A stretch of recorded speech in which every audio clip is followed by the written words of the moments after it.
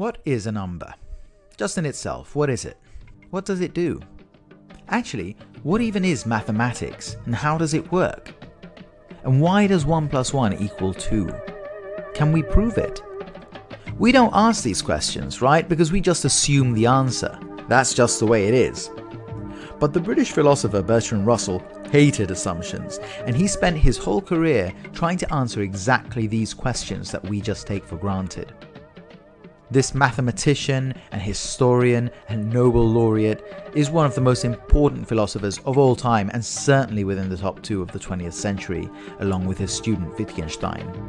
He was born today in 1872, and I want to talk a little about some of the innovations he brought to the way we think and we live. First of all, he wanted to treat mathematics in its essence, reducing it to logic so that we could really understand the fundamental problem: what is mathematics? How do numbers relate to the real world? This obsession, which lasted a lifetime, was first generated when he was introduced to geometry as a child and the axioms of Euclid. You know what an axiom is, right? It's a fundamental rule that's taken as self-evident and that you can't prove, but that serves as a premise, and you just have to accept it so that the rest of the framework can hang together. In the case of geometry, it's rules like, for any 2 points, there is always a line that connects those 2 points. Or, any number plus 1 is also a number. Bertrand Russell is saying, yeah, it makes sense, it seems obvious, and you need those things to be true for mathematics and geometry to work, but that's not enough. I want certainty. Because we're not just saying, oh, here's something I noticed. We're saying this is a rule that all of mathematics is built upon. And surely something so important that our knowledge is based on shouldn't just be accepted on faith just because it makes sense. We have to be 100% certain. Otherwise, how are we any different from a religious fanatic who accepts God as the fundamental axiom of the universe? Bertrand Russell actually did find a way of proving 1 plus 1 equals 2, and it's incredibly complicated, and if you want I can talk you through it some other time. But Russell in general was a revolutionary thinker.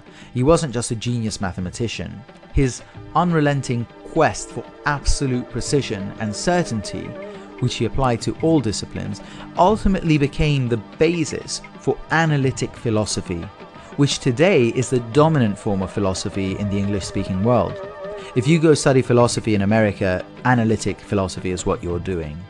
It's this very logical, you might almost say cold way of doing philosophy.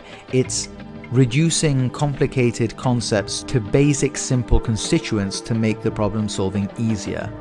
But this also robs it of a certain mystique and grandeur, so not everyone digs it. But it's still very influential. But Russell also had a broader legacy in how we live. He was an enormously active liberal on the social and the political fields. He was a famous anti-war activist. He was a feminist. He stood with the suffragettes in the 20s to get the women in England a vote.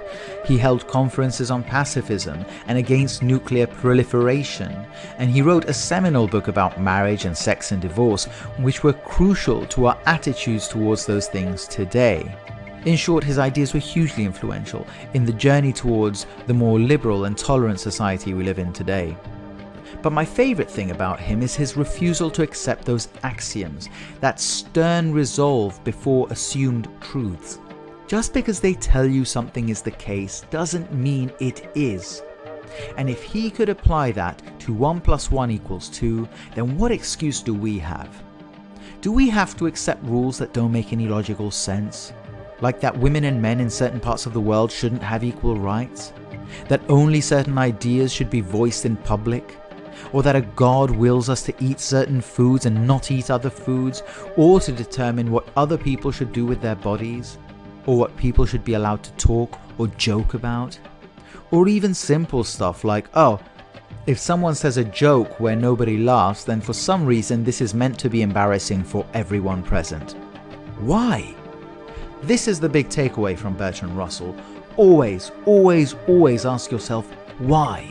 And if you don't have an answer that is satisfactory and that can stand up to scrutiny, well then you don't have a rule. All you got yourself is an axiom.